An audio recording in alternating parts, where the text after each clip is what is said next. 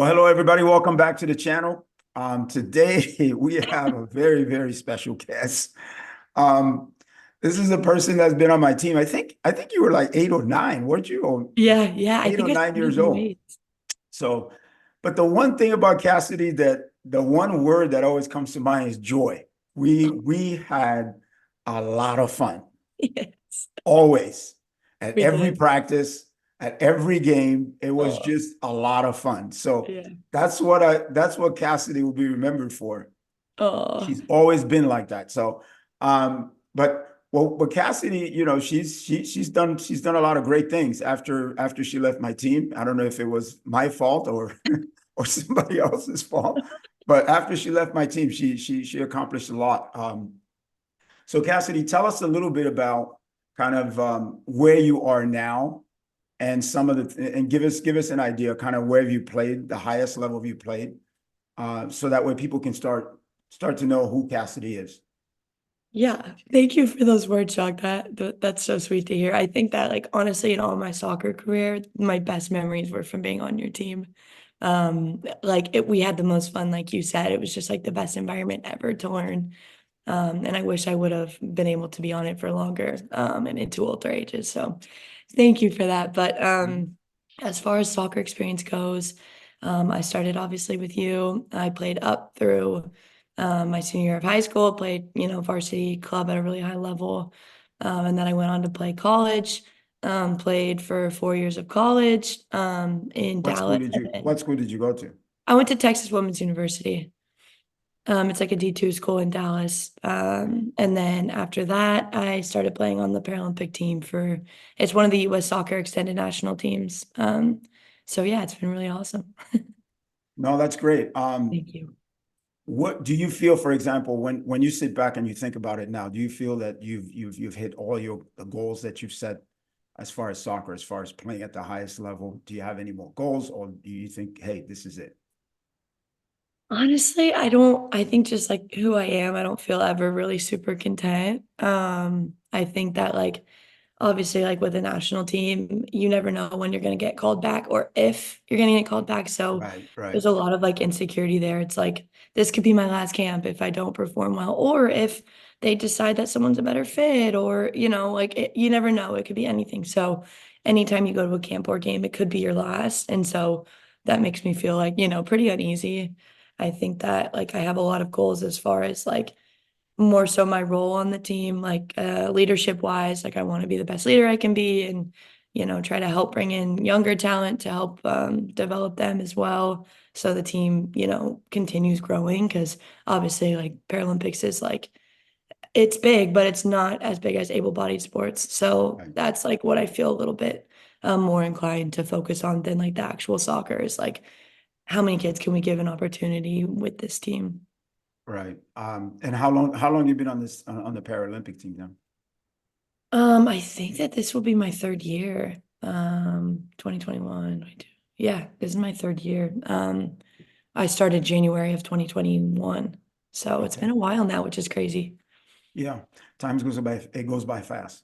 Yeah, So it does. tell us a little bit about how you got on that team. Just So I basically, not to damper the conversation, but I basically had like 4 strokes out of nowhere. I had moved to Boston to start grad school, and 2 weeks in, I started having like really bad headaches, and I thought that it was COVID at the time. I kept testing negative.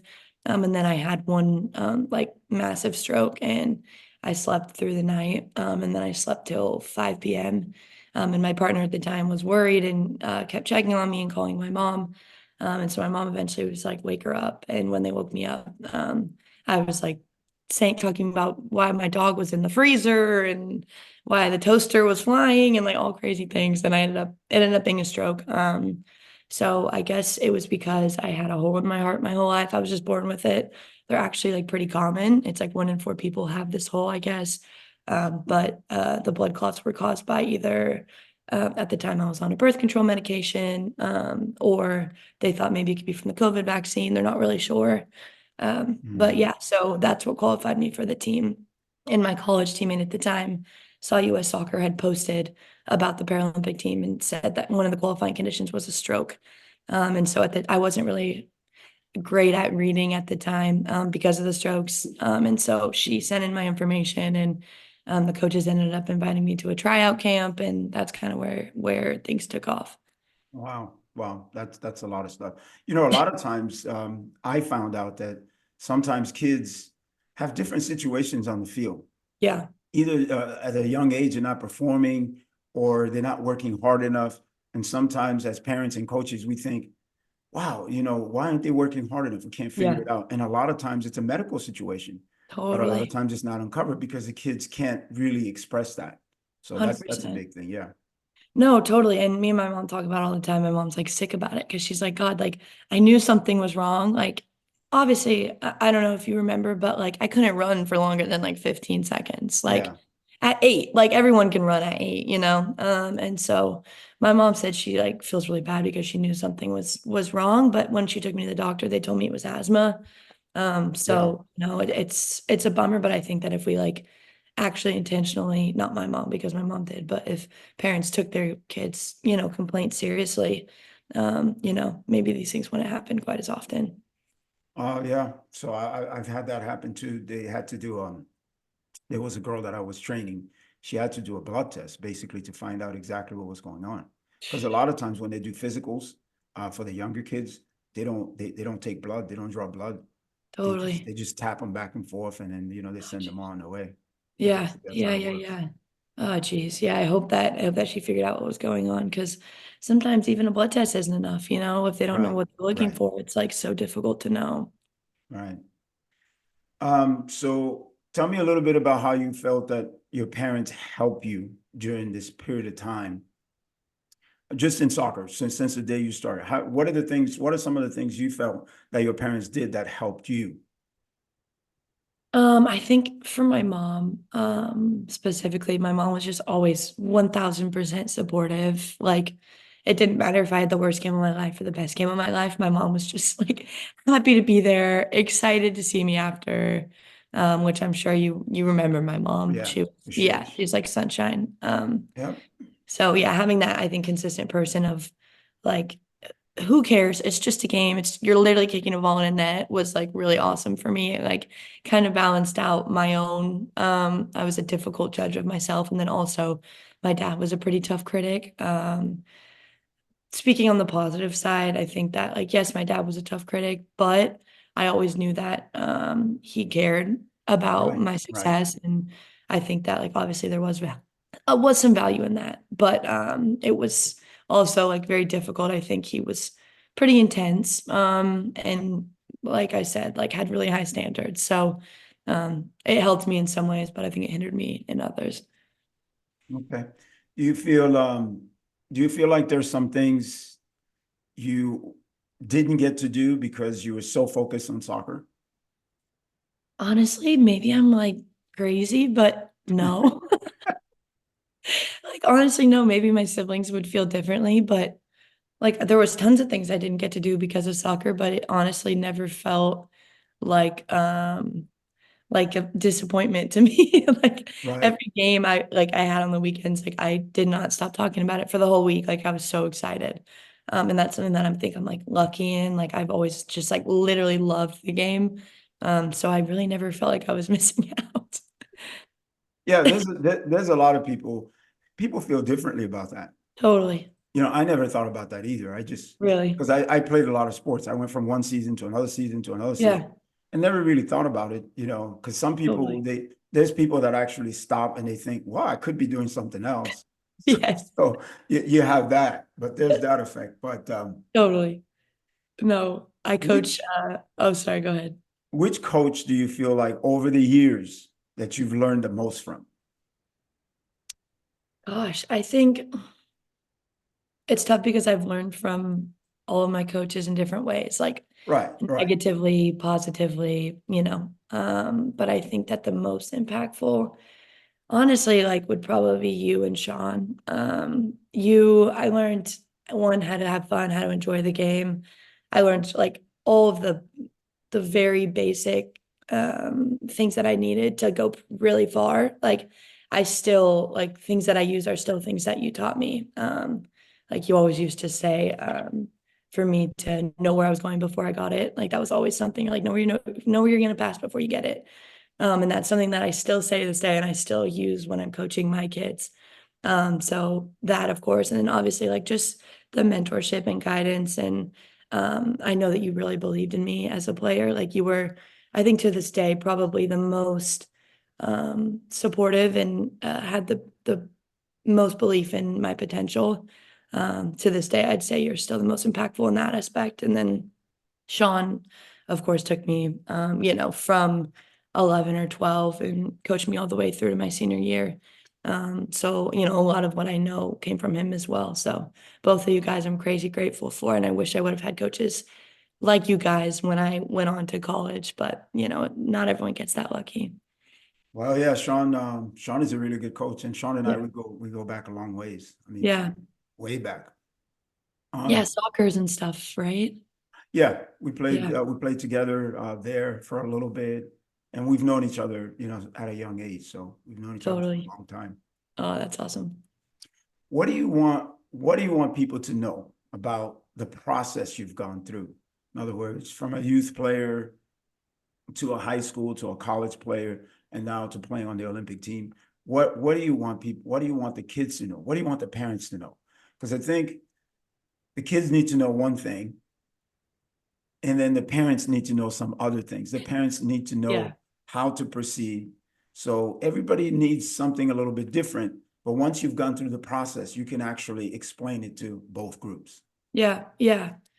Gosh, I think that obviously I could talk about this all day, but I think that I could talk about pretty much anything all day, to be honest. But I think that, gosh, that's a tough question. I think that just from my own experience, and like you said, everyone's different. Everyone has different, needs and um, ways of encouragement that are more effective than Right, other right, kids might be, like for example, like you can be a lot tougher on me than, some of my teammates at the time who, weren't that motivated or into soccer. They were there for fun, which is okay too.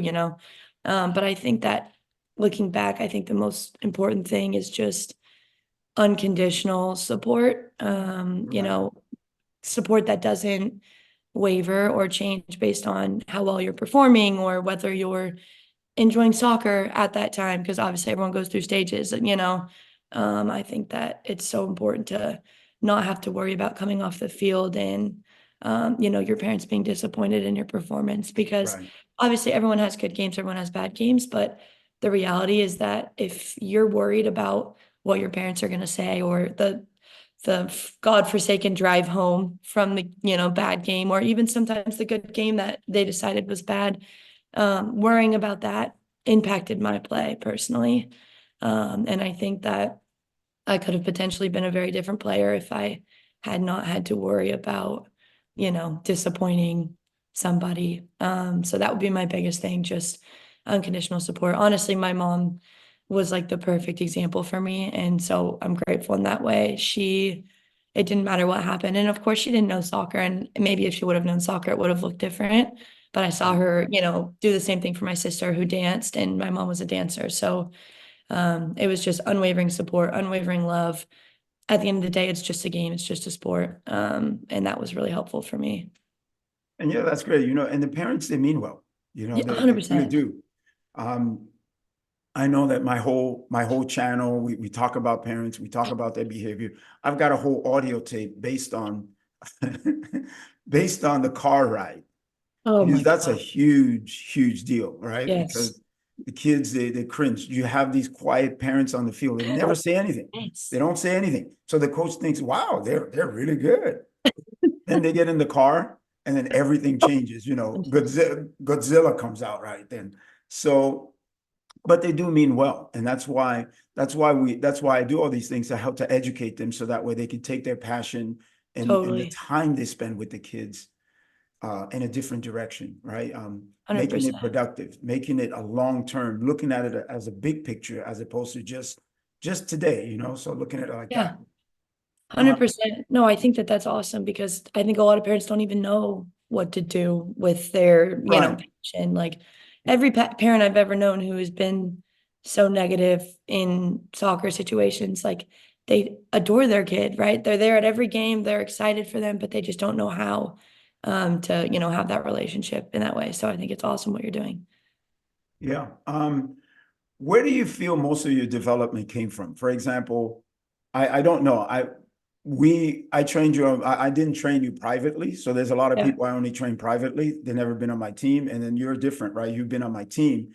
But then where do you feel your development came from? Is it mainly from teams or from things that you did, or is it a combination of things? Mm. Honestly, that's a good question. I've never really thought about it. I think that it's probably a lot of things. Okay. I think that one, like genuinely, I'm not even just saying this because we're doing a talk, but I think genuinely having a coach like you was really big in my development. That was a huge factor. I think also part of the reason I say that is because I was able to get really cool opportunities. Like sent me off to ODP a couple times. You talked to Carlos Basso and figure out a way for me to train with the boys team so I could train on my brother's team because we didn't, have the financial means for privates or things like that. So I think those were all really, really big in, just helping me get touches on the ball as much as I could. And then also, I think I spent a lot of time on my own. You always said to have a ball at your feet at all times in the house, even. And I took that seriously. Like, my, Literally. my poor mom, like the amount of lamps I broke in our house, like, me and my brother had a ball at our feet in the house all the time, like literally all the time. We were in the backyard every day after school playing. So I think that that was a really big part as well. Just literally having a ball at my feet always. When when is the next when is your next I know the Olympic in Paris is coming up. Are you guys in Yeah. Paris as well? Or So you're somewhere else? actually, no, the women's so Paralympic soccer got removed from the Paralympics temporarily because I was told, I don't know how accurate this is, but I was told that like there wasn't any women's teams, and so the Paralympics temporarily banned the men's teams as well until the women's side of the game developed as like an incentive to get the women's teams developed, which I think is cool if Yeah, that's really what happened. So we're not in Paris, but we do have a World Cup in November. coming up in November. Yeah, which is Yeah. crazy. If I make the roster, who knows? But Yeah. the team has a World Cup. Are you doing a lot of training for it right now, or Oh my how are you gosh, doing? yes. Yes. This is awesome because it's been my week off. I'm like, thank God. But I train at a place in Boston. It's called IPF.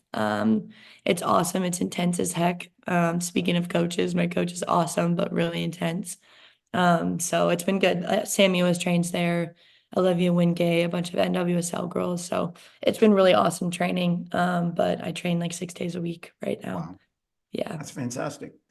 Thank you. Any last thoughts you want to leave? You want to have parents and players to know?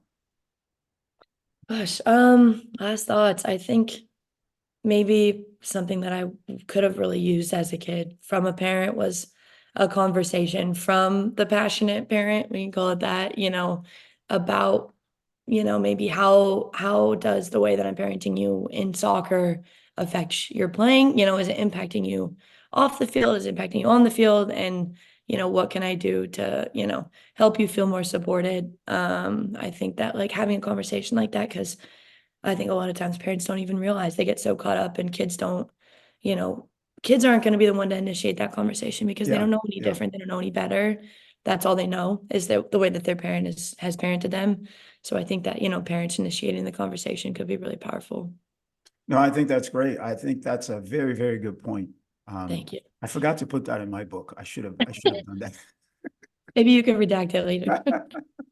Yeah, the kids are not mature enough. They don't know. No, no, It's really up to us parents to kind of initiate that conversation, just as you said. And I think it's huge if you can do that. totally, totally. Well, Cassidy, it's been a pleasure. Oh, I haven't seen you in so long. I mean, it's good to see you. You look exactly the same, so which is great. Oh It's my easy God. to spot you. There's some people that Oh I've trained when they were younger like that. I can't recognize them now. They've changed so much. So, no. Oh my gosh. Yeah, well, yeah, no. I mean, they have a different hairstyle. They're growing up. It's hard to tell. So, I haven't grown up at all. Seriously, man. well, you're still joyful, which is awesome. Thank you, Jacques. Thank you. All right, well, great. Thank you very much. Sure appreciate it. We'll talk to you soon. Have a great day. Thanks so much, Jacques. It was so good to see you. You too. Bye bye. Okay, talk to you later.